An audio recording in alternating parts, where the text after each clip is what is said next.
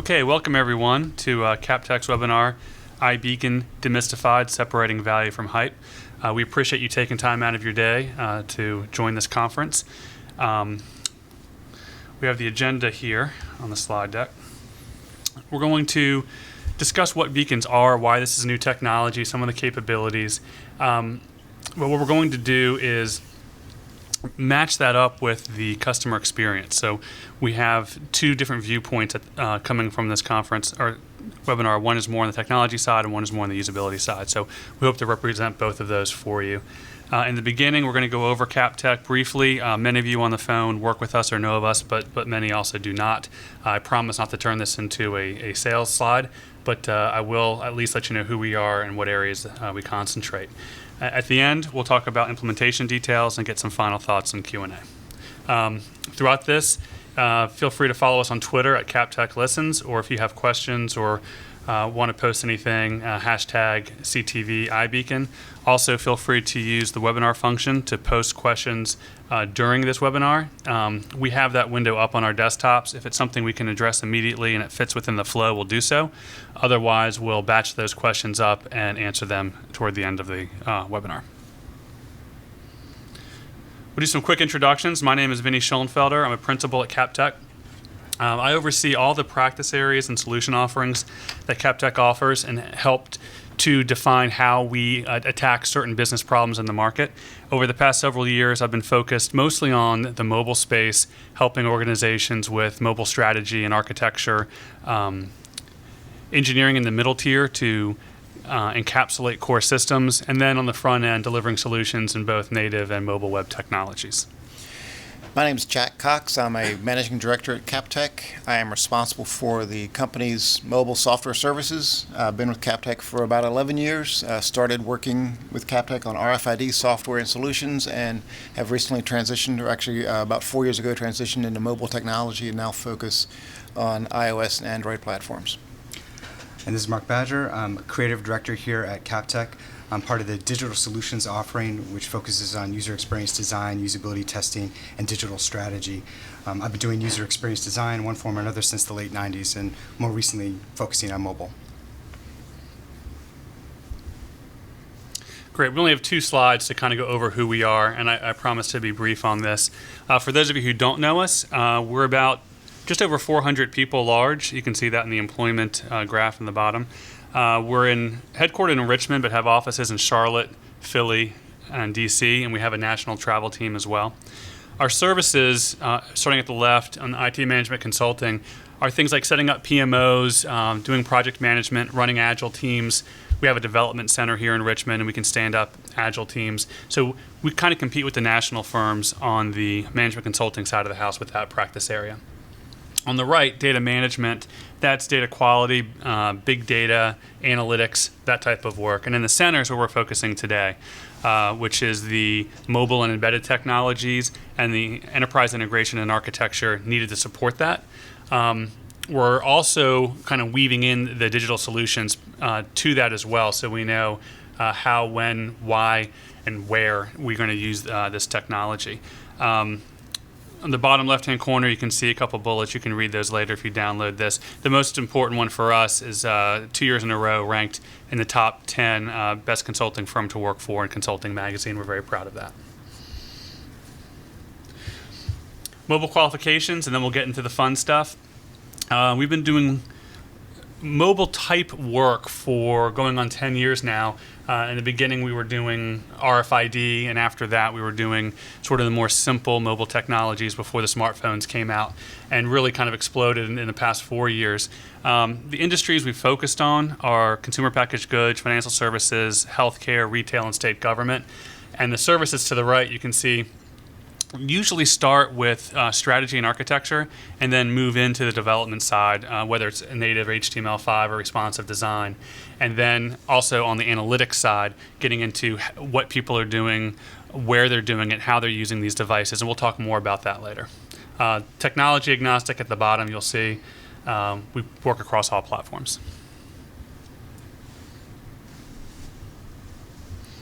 So we're going to start with what is iBeacon. The first slide here I wanted to bring up is putting beacons in context of the larger suite of location services. So everyone's familiar with the cell phone service they have in their phone, GPS technology in their phone. Also, high-density Wi-Fi is a great way to do location services.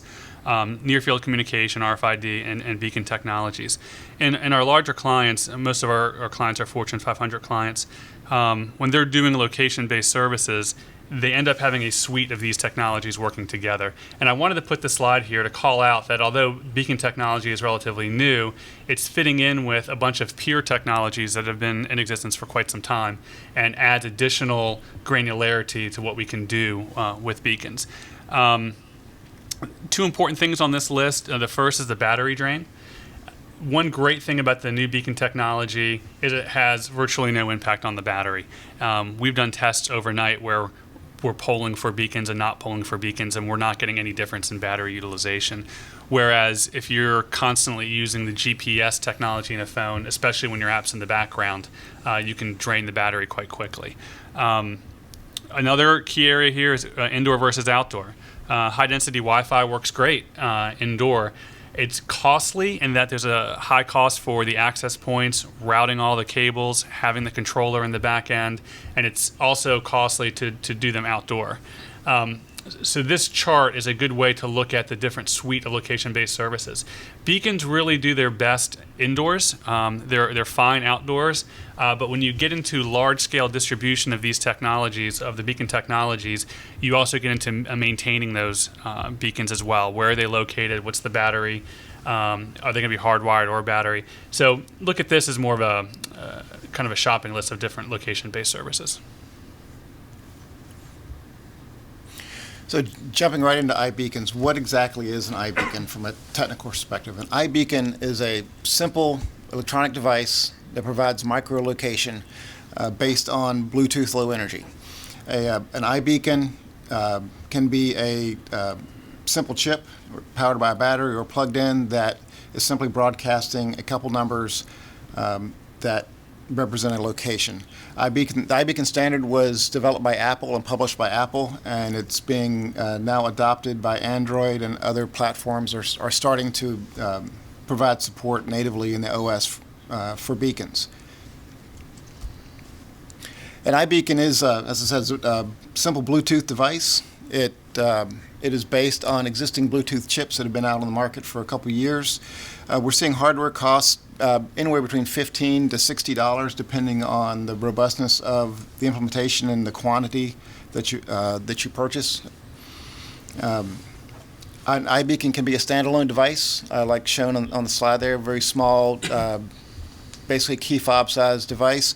It could be a smartphone, it could be a tablet, it could be a laptop. All those things have the ability to be a beacon. A beacon device advertises three numbers. It advertises a globally unique number and what we call a major and a minor number. I'll get into what those mean in a minute. It also advertises a relative signal strength so that the receiver can compute range to the beacon. When an iBeacon is advertising, it's sending a very, very simple data packet. It has its three unique numbers plus its relative radio strength. It's really using about 10% of the Bluetooth 4.0 specification. An iBeacon is a completely stateless conversation. The beacon is only doing transmission. A pure iBeacon only transmits data. It never receives any data in reply. The phone never actually reaches out and touches the iBeacon. In this way, iBeacon location technology is completely passive, completely one way, in that the beacon doesn't know if anybody is listening to it. Because the beacons are so simple and the protocol is so simple, the batteries, that uses very little power, so the batteries can go a couple years without being changed, depending on how strong you're transmitting, how often you're transmitting. There's a lot of factors that can weigh into that, but people are saying about a 2-year battery life for an iBeacon. We're seeing up to 150-foot range with an iBeacon, which is pretty far for low-power radio. And when you get out to that kind of range, we start to see spottiness or jitter in the communications where you may or may not see communication or may or may not see the beacon.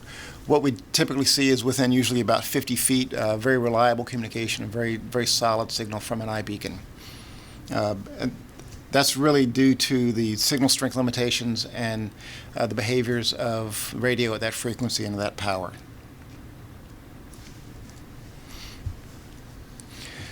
Within the major phone platforms, iOS and Android, iOS has very thorough coverage with about 84% of iOS devices or iOS customers in the U.S. having platforms that support iBeacon. So any device that has iOS 7 on it and is a iPhone 4S or newer can support iBeacons. Any iPad that's an iPad 3 or newer can support iBeacons. On the Android side, any Android device with API 18 or Android 4.3 and higher with the proper hardware in the phone can support iBeacons and can detect iBeacons. About 10% of Android phones in the U.S. support beacons. All equated, that equates to about 20 million customers in the U.S. that have beacon-capable phones. About 15 million iPhone, iOS users, and about 5 million Android users.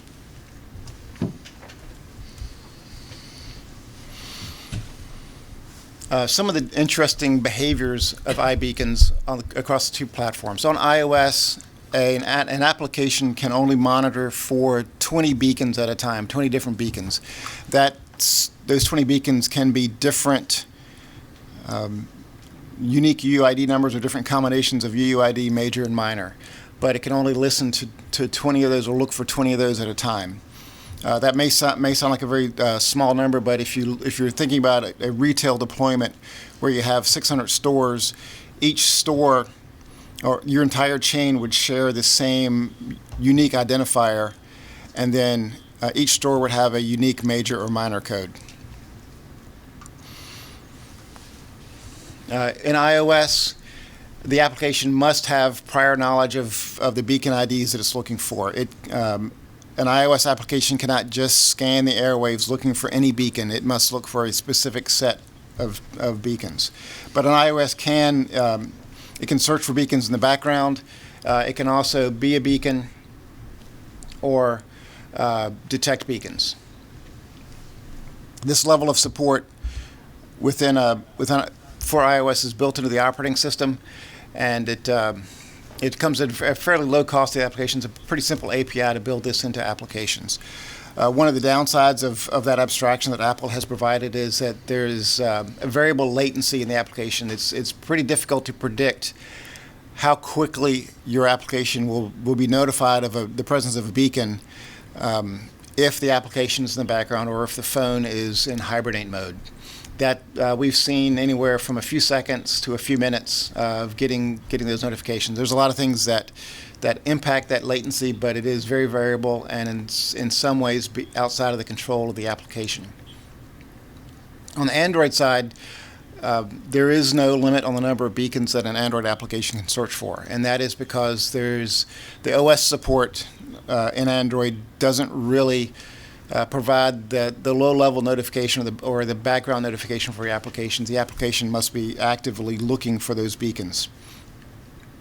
And because of that, there's also, in an Android application, there's no prior knowledge required to detect a beacon. An Android application can scan the radio waves in the background looking for every beacon that it might be able to see. So basically, in Android, the API is more primitive but more flexible. And the latency that we see in Android application is very much based on application coding and the latency that you want to build in the application. The application is in complete control of the latency that it sees for detecting beacons. We'll talk about this more in upcoming slides, but this is where you have to have a balance between how often you're polling for listening to that beacon and also being a good constituent on the phone so that you're not draining a person's battery when your app is in the background. You need to behave appropriately. Okay, we're going to transition now into iBeacons and how they affect customer experience, looking at several different use cases for implementing iBeacons into different enterprises. iBeacon technology is very flexible. It's not constrained to just retail or any specific type of application. It's a very simple tool that can be used in a lot of different ways.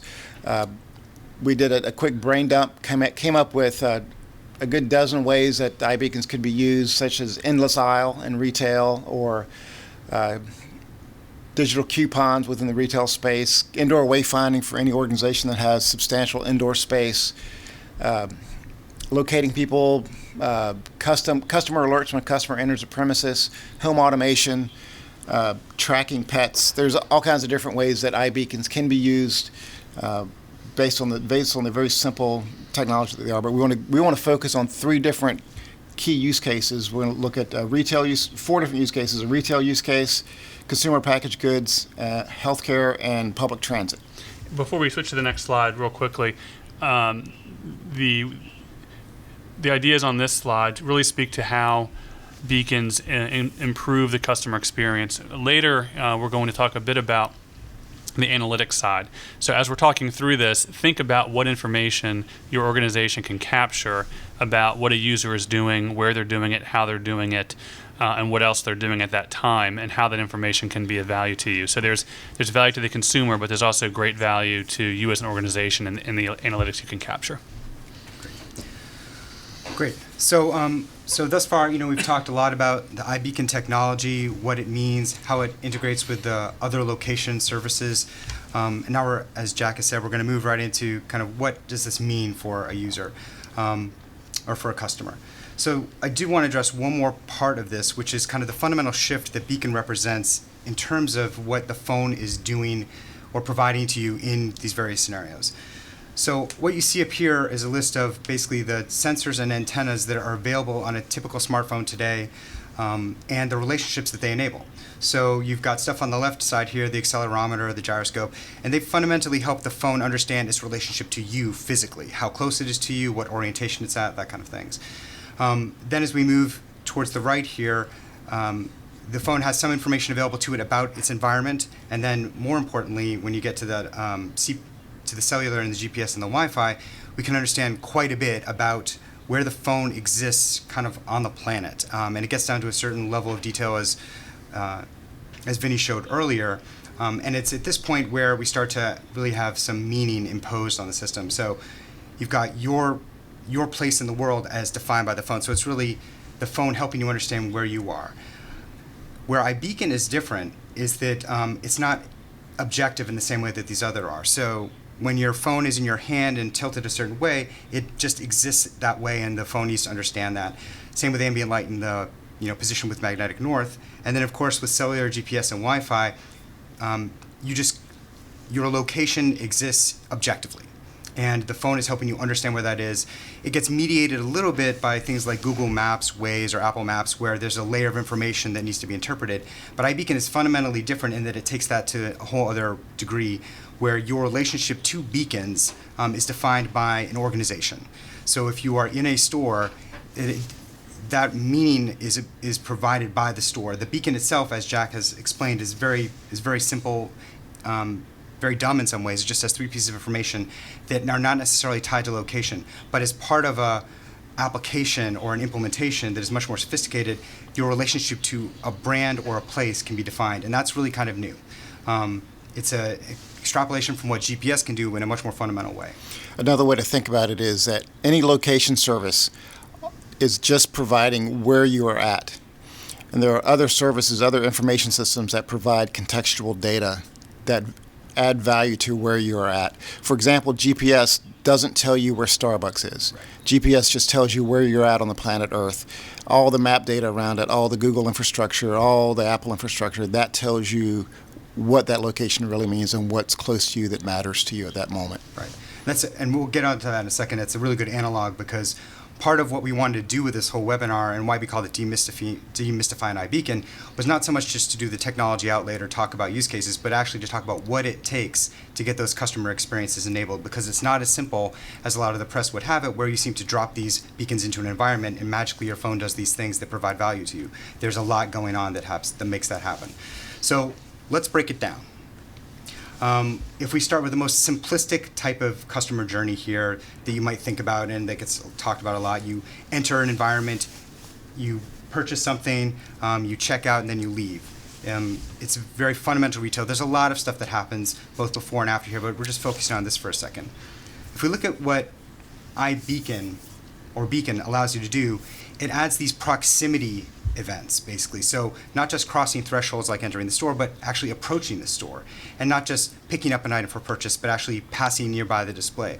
All of a sudden, we understand, I think Vinny mentioned earlier, a little bit about the why of what's happening. So with the right infrastructure, we can start to understand what the customer is up to with a lot more detail. We can also provide value back to the customer in a lot more opportunities. So it's not just about these new events, though. We can actually, with a well-designed system, provide value and enhance the information available at all the steps along the way, not just these new ones that Beacon makes available. It's all these other standard transaction points. So what does this look like? So this is kind of the larger scale map here of what we talk about is at the top where the hype layer exists are all these transactions. At the very minimum, you need a mobile application. So anytime you see something where you see iBeacon talking about getting interruptions or notifications willy-nilly, there's some truth to that as long as you have the application installed, but at the very least you need an application to facilitate this entire experience currently. Behind that, some of the stuff that Jack has already alluded to, there's this whole infrastructure that is required to actually create meaning for this experience. So at the top layer, you have these interactions. The next layer down, the mobile app is actually helping you interpret that and transacting with the backend, which is providing all of the information. As it gets more sophisticated, you might divide that up. We're not going to focus on this. We'll get into what this looks like in just a moment here.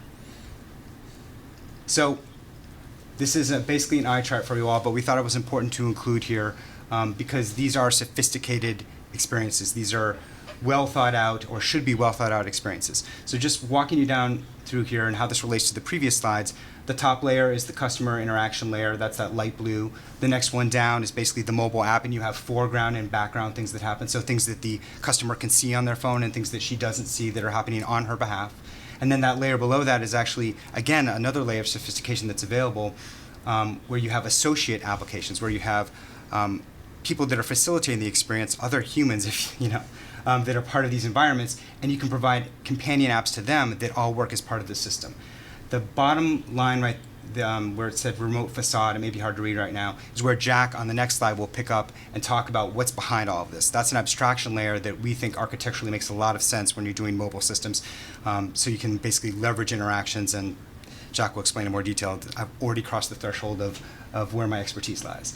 Where I wanted to talk about with these journeys are very particular moments. So we're not going to walk through this in every single step. If you download it, you can take a look at the journey in detail. But there are some particular things that are worth talking about that iBeacon makes available, or that Beacon implementations make available. And Jack alluded to those a little bit earlier. So one of the things that you can do is if you took that simple journey from before and prepended it with a visit to the website. So if you had already put some items in your cart on the web, one of the things we could do with this enhanced relationship between the digital and the physical is when you get close to, say, the store where you have the app and you've done some online shopping but not completed the transaction, we can make you aware that that product that you would put in your cart is available in the store right now. And that seems very simple in some ways. What drives it is relatively complex in terms of inventory awareness, in terms of specific store locations.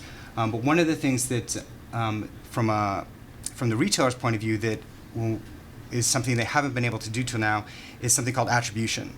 So one of the challenges has been when the purchase gets initiated, who gets to own that purchase, who gets credit for it. And iBeacon or Beacon implementations allow you to actually understand that the transaction started online and was completed offline, and Beacons can help with that. So that, from a retailer's point of view, is important. From a customer's point of view, this is great. I get to know that what I've been thinking about and wanting to buy is available to me, and I can get it right now. I don't have to go back online and get it. A couple other points. The associate app can do things once we know that the customer is there, basically providing some customer information on the customer's behalf to the associate. So things like shopping behaviors, things like lifetime value of the customer. Is this somebody that comes to the store all the time? If you didn't recognize them, maybe you should go up and and introduce yourself to them because they are very valuable to the brand, basically. Moving along to things that are probably more relevant and more valid for the customer's perspective is something Jack mentioned before, the endless aisle option. So you come up to a product display, and the beacon, again, can sense this with the app, or rather the app can sense the beacon, and when transaction with the back-end system, understand what else is available, other sizes, other colors. There's some other thoughts here, but I want to make sure that we move along here. So I'm going to hand over to Jack now. And so we've talked about the retail experience in some detail, but what's behind all this? Okay, Mark covered the what he called the hype layer of what we've seen in the press a lot in the past couple months about all the exciting things that customers may see with the beacon implementation. What it gets down to there's a lot of infrastructure that needs to be in place behind the hype layer to make all that come to fruition. So we can call this the hard part of iBeacons. For this retail use journey that Mark just explained, you would need several integrated systems behind it that are all talking and cooperating with the remote facade, with the mobile application to provide contextual, micro-location-specific data to the customer or to the store associate. The CRM and e-commerce systems would be necessary to provide information about the customer profile information, the customer's wish list, got their current shopping cart. All that would need to be provided to their mobile application in context with their current position in the store. The store systems would need to be involved to provide inventory management, planogram information about, okay, this particular beacon is at this location in the store. What is currently slotted or intended to be on that shelf space in the store? All that information would come from the item master, the inventory system, and the planogram system. Then you'd have analytics that would be collecting data in aggregate about customer behavior in your stores so you can understand how customers actually travel through your stores, what they're doing in combination of combining the online experience with the mobile experience with the brick and mortar experience.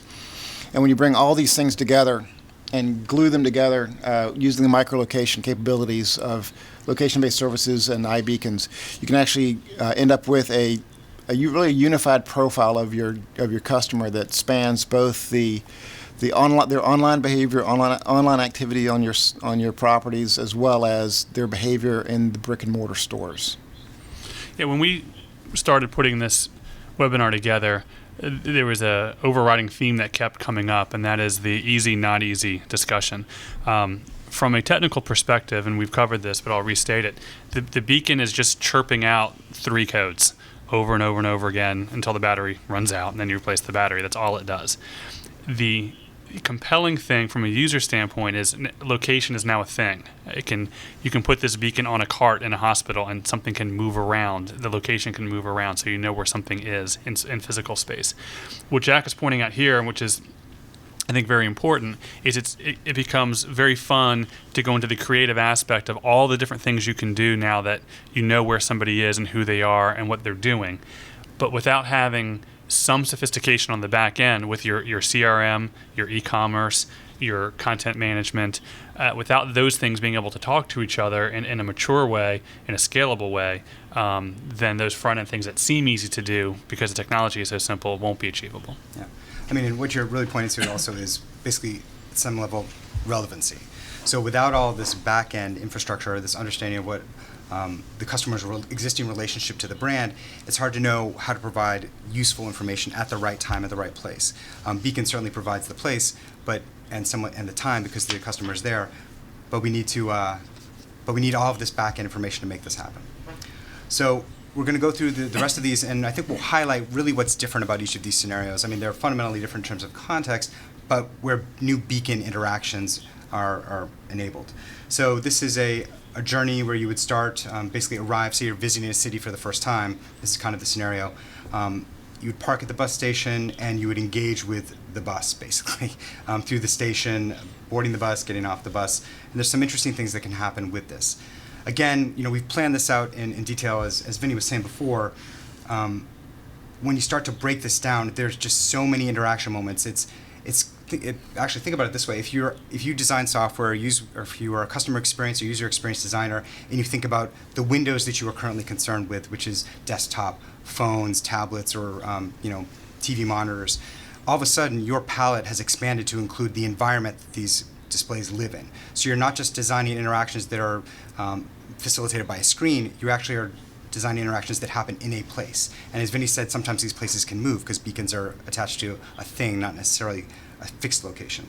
So looking across here, some of the key interactions that are worth pointing out.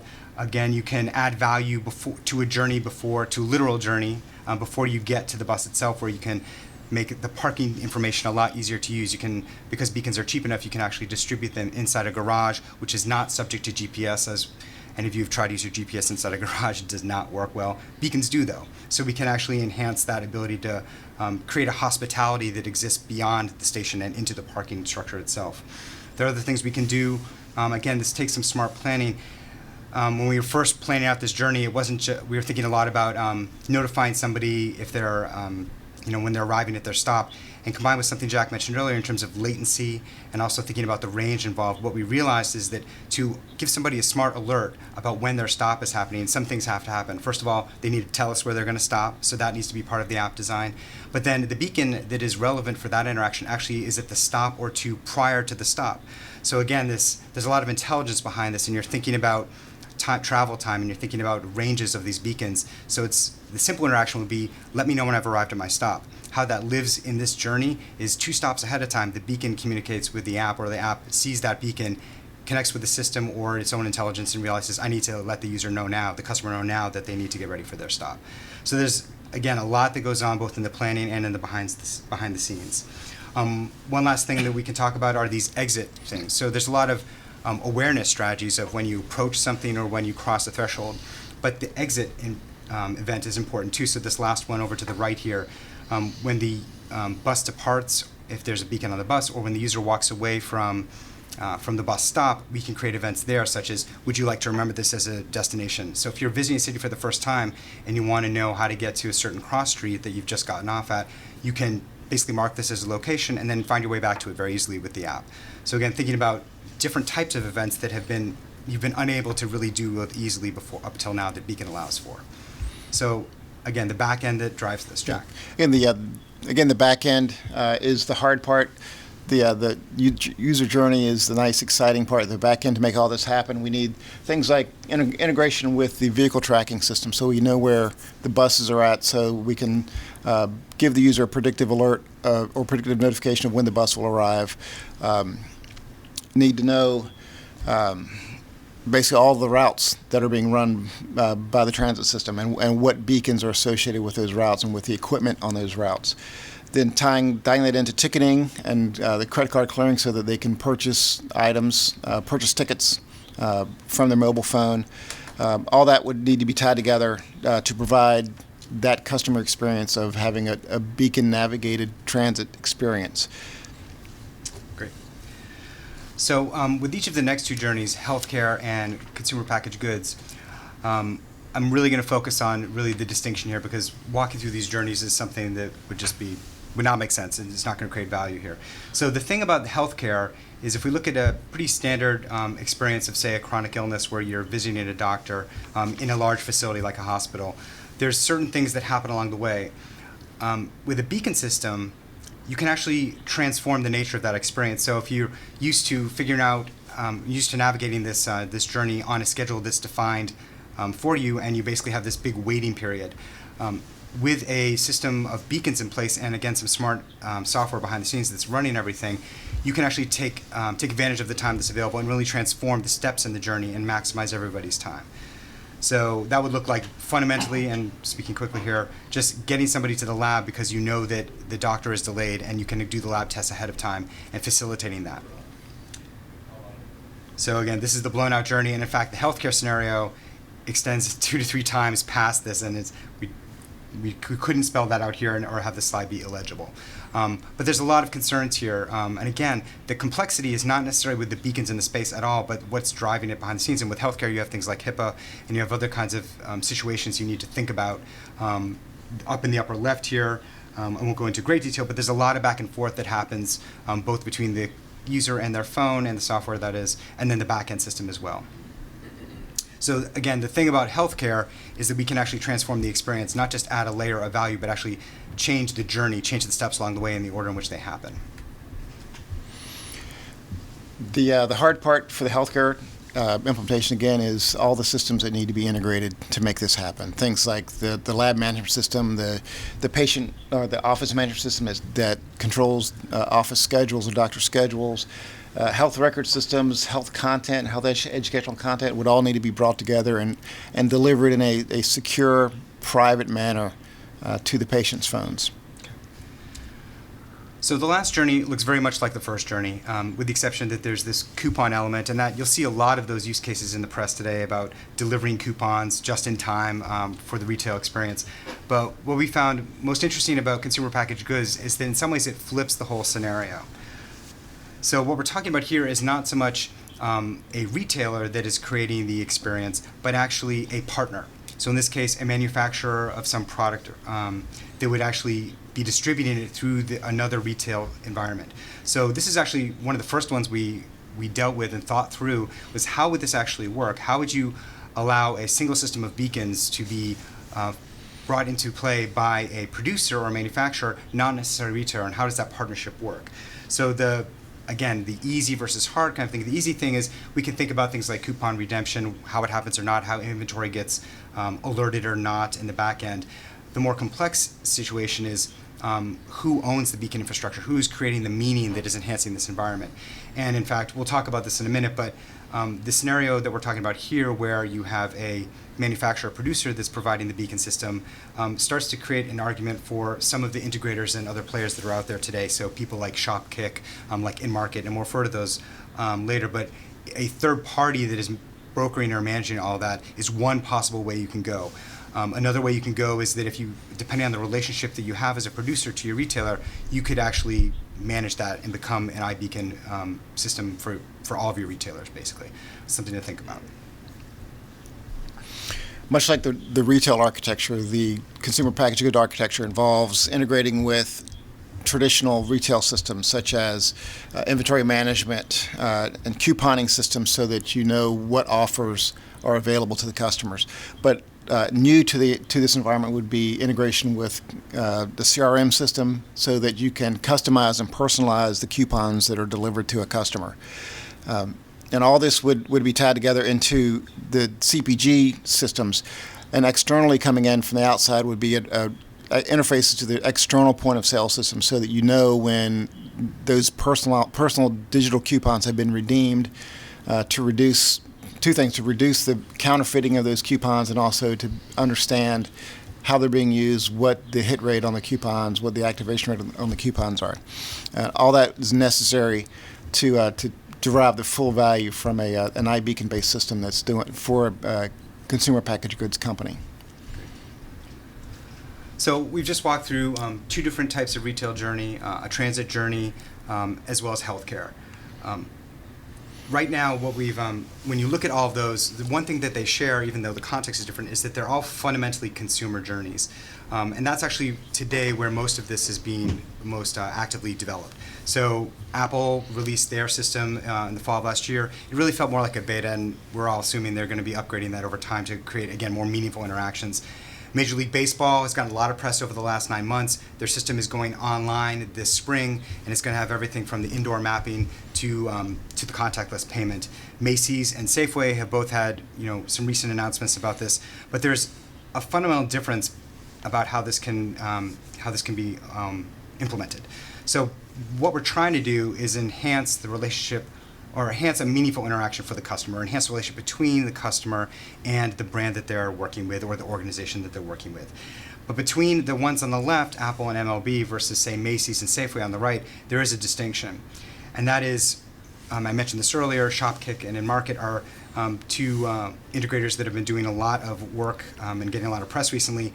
But from a brand point of view, this is one of the things you want to think about carefully is who's going to basically own the relationship between the customer and you, or who's going to intermediate that. From your customer's point of view, they're going to download and trust your app first. I mean, you have a relationship with Apple, you have a relationship with Major League Baseball. It makes sense that those companies would provide that functionality within the app. It's an interesting decision why Macy's, Target, Sports Authority decided to have a separate implementer do their beacon management, because in order to take advantage of all of these interactions that we've talked about, you have to use the Shopkick app, not the Target app, not the Macy's app. So all of a sudden, the value that you're providing in that context is changed fundamentally. It's being provided by Shopkick. So from a customer's point of view, you have to think about, where does your loyalty start to go? Where are you starting to have these good feelings about an enhanced experience? Is it going to Macy's, or is it going to Shopkick? Is it going to Safeway, or is it going to check-in with in market? And then from a back-end point of view, the company's interest in the aggregate data, in the heat mapping, all the other kinds of interesting data you can collect in aggregate about a customer, or specifically about the customer, and then enhance that relationship further, is going to be owned. That data is going to be owned by Shopkick or in market. So that's, again, it creates a whole other layer that you need to think about really carefully when you're going forward. It's a trade-off with time to market. Yeah. Yep. Yeah, fair enough. Okay, now we're going to transition to the last section of the deck about implementing iBeacons, what it takes to do that, and what we've seen from our experience. At this point, we've talked a lot about the excitement, the hype of iBeacons, and you may be thinking, well, we've seen this before with RFID and with NFC in mobile phones. How is iBeacon different than these other technologies?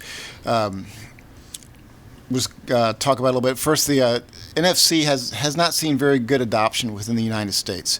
There's not a lot of active NFC use in phones. There are a number of Android phones, a lot of Android phones that have NFC chips built in, but the use of that is pretty small.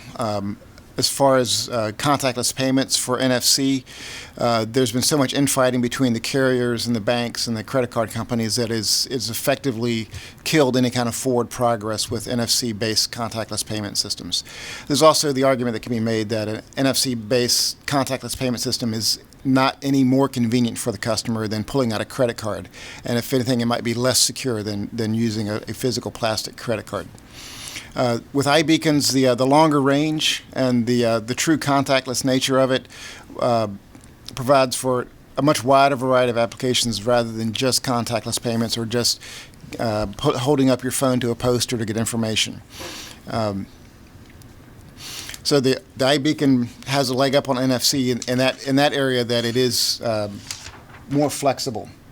The number of devices that support iBeacon over the past 6 months has dwarfed that support NFC, and iBeacon has only been out for about 6 months. So in just that short period of time, there's 20 million devices in the U.S. that can actively take part in this ecosystem. As far as RFID, active RFID was really slowed down by the number of different protocols, the proprietary protocols for all the different active tag RFID beacons that were on the market. Therefore, implementing a system using active RFID became prohibitively expensive and very fragmented, and none of your customers would have readers or devices that could detect or take part in that ecosystem. Yeah, simply put, Apple included iBeacon technology in iOS 7. The adoption rate's at 85%, and it's a simple technology from a hardware perspective. So most people who have iPhones already have this technology. Right. I'm going to try to go through the rest of the slides pretty quickly so that we can make sure we have time for questions. There are privacy concerns, customer analytics, security, and latency. Gartner has a term, I've read in a couple of their analyst briefings, says cognizant computing, which is the value, the metadata, if you will, the information around how this information is being used. In a few years from now, the number of devices that you'll be carrying, using, wearing, passing, being in the vicinity of, are going to be tracking everything that you're doing. And the value of that information is very, very high to the organizations that are capturing it and tracking it and doing analytics and predictive analytics. That does bring into the conversation privacy concerns, security. From a security standpoint, the beacons are pretty dumb. They're just barking out codes. We do have clients we're talking to who are very concerned about that because they don't want their competitor application to know that they're in somebody else's retail store because they can listen for certain UUIDs. There are some companies out there that provide some security around this in a lower level in the Bluetooth stack. Companies like Swirl offer solutions to this. So if that type of security is important to you, there are solutions that address that. And the last one is latency. Right now on the Apple device, if your app is in the background, there is some latency with how often or how frequently that the radio listens for beacons. So it's not as predictive as we would like it to be at this point, but there are strategies and approaches to improve that, some of which are technical and some of which are really more human behavior related. As far as the privacy concern, because the beacons are broadcast only, if the customer decides to opt out of the iBeacon feature, there's no way for the beacon infrastructure to detect their presence in your location. Their presence becomes completely transparent to that system. So it's very easy for the customer to be in control of their participation in this system. They can say, I don't want to be tracked at all. I don't want to be involved in this. And it's very easy for them to turn that off. Unlike a high-density Wi-Fi, which is always tracking the customers, or cellular, which is always knows where the customer is at. Right. Jack brings up a good point. In the coming age of cognizant computing, there's a responsibility of organizations to put these controls in the hands of the user so that they're able to opt in or opt out of these features. I mean, I guess we've talked about the threshold that's required. You need to have the app there, and as Jack said, you could basically terminate the communications or all the knowledge, and then the back-end data that's required. It really is incumbent upon the organizations that are implementing beacons then to think about the value that they're providing. So if you're providing valuable information, if you're creating basically an augmented reality inside these physical presences that you manage that is of value to a customer, they'll be less likely to delete your app. They'll be less likely to be concerned about how much information you're tracking if you're providing value that adds up to, that's okay. That's a good trade-off for me as a customer. You knowing where I'm at the store and you're providing value to me is a good trade-off. Quickly, strategy. Focus on the customer experience and include the full suite of location services. Also make sure there's a plan for how you're going to manage your location services, where these beacons are going to live, who's going to place them, how are you going to measure when the batteries are dead or dying, and then measure everything. And in the age of big data, measure everything you can and worry about what you're going to look at later. So what have we been doing? Now would be a good time. So this is, I think, our last slide before the question. So if you haven't typed a question in, we do have a couple. Do so now. Since about mid to late 2013, we started working with Beacon Technologies in our lab in Richmond, going through a lot of different technical builds of the technology. We've done several client proof of concepts with long-standing clients we've had where we have existing relationships and we can go in and kind of demonstrate some of the technology. Many of you probably have seen demos as well. It's very easy and straightforward to set up a demo. As we said, listening to a beacon and providing some feedback is straightforward. It gets more interesting in the details of the use cases around that and what technology is available to really enhance the experience.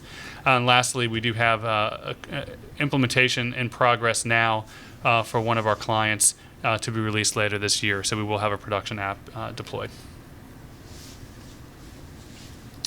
Is that the last slide? Yep, that's it. Okay, so we do have a couple questions that have come in. So I'll read the question and then either pass it off or answer it myself. The first question is, how do you manage beacons in the field? There's a number of software applications that provide for beacon management capability to track the UUIDs that you've defined and where they're located. Those systems would need to be integrated into your other systems that are touching the user experience. One thing that we recommend very strongly in this regard is that when you define the beacon UUID and the major minor numbers, the numbers that the beacon is broadcasting, that you do not place any value in those numbers. They should just be basically numbers, not like putting a store number in the major code. The reason that is because if you need to maintain those beacons and swap them out, you don't want to be reprogramming beacons. To let the beacon management system abstract that number so that you know, beacon XYZ is in store 10. and beacon ABC is in store 20. Don't actually code the store numbers into the beacon. So keep those numbers very abstract from what their actual meaning is. Next question is, how quickly do you see commercial services becoming widely available, and who will educate customers in how to use this technology? Wow, that is an excellent question. As far as the educating customers, I think both Jack and Vinny alluded to this earlier. There's a social part of this. There's a marketing part of this. There's a you can't simply implement the system and do a, well, build it and they will come kind of thing. They're probably coming already. They may or may not have the app. What you need to do is to basically, first of all, make sure that you've designed a truly meaningful and valuable system from the customer's perspective, not just yours. And then you actually need to sell that to the customer. You also need to do some smart things. So for example, if you have your app, there's actually implementation that's local here in Richmond, where the app has iBeacon enabled features that happen inside of the arena where the sports are happening, where you're viewing things. When you're at home, those interactions don't happen because we know that you're not in the arena. So having kind of some intelligence built into the design of the app is going to be critical to this, and then you're going to have to market. Basically explain the value to customers. It's not something they're going to inherently understand. Right, and I would add that educating customers is a side effect of good design. So a lot of the apps you use now with existing location services like Google Maps, Google didn't have to train you how to use it. The value was there, so you were willing to put forth the mental effort to understand how to best take advantage of it. I think the risk with this type of technology, and Mark alluded to it earlier, is remaining genuine and authentic to your customers. If the technology is in place to actually give them an increased experience or better service, and they have the ability to control whether it's in use or not, I think you'll get adoption. To answer the first part, how quickly do you see commercial services becoming widely available? I think we're seeing that now. We talked about a couple of companies earlier, like Shopkick and others, who provide sort of a fast path way to go into retail, for instance. We are seeing a lot of hardware manufacturers make different styles of beacons. I will tell you that the maturity of the hardware is still evolving, and a lot of the hardware we're receiving takes a while to get here, and the firmware is still in beta, and it's still maturing. So we don't have a timeline for that, but it seems to be much, much faster than the NFC and RFID adoption curve was. And we're seeing a lot more services and having a lot more conversations with emerging companies who want to manage and help secure these devices. Yeah, what we're seeing is that the basic of the hardware, the chipset that's being used for the beacon, is an established chipset. There are TI, Nordic Semiconductor, and others make Bluetooth chipsets that can support the iBeacon protocol.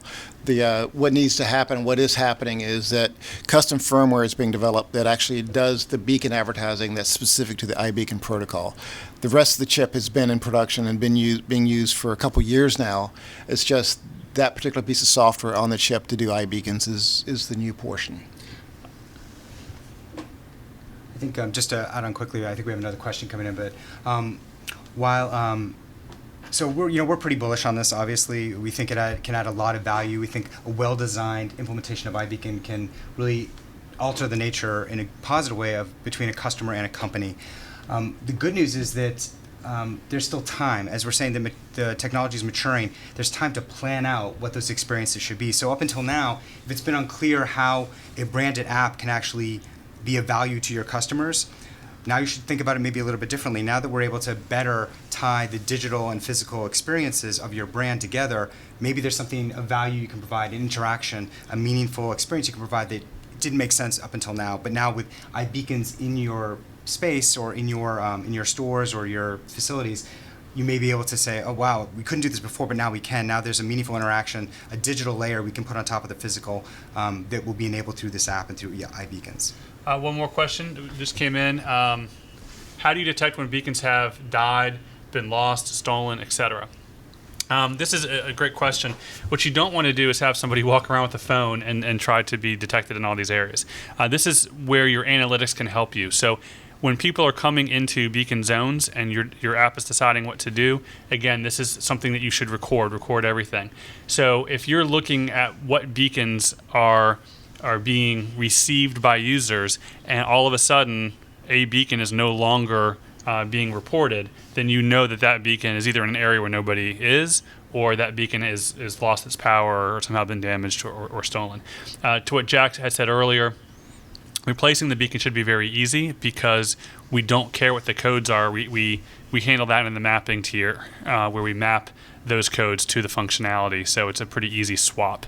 One last point on that: when beacons are shipped to you, there is a sort of an expected radio strength so that the application knows if you're near the beacon or far away from the beacon, and those are kind of set by the factory. However, if you were to put that beacon behind a ceiling tile or in a plastic box or a rainproof container, you could reduce that radio signal. So there are ways to tune that radio to be more powerful to push through that container that it's in, where a meter still equals a meter. So there is a little bit in the field that you'll have to do if you're placing beacons inside containers or behind obstacles.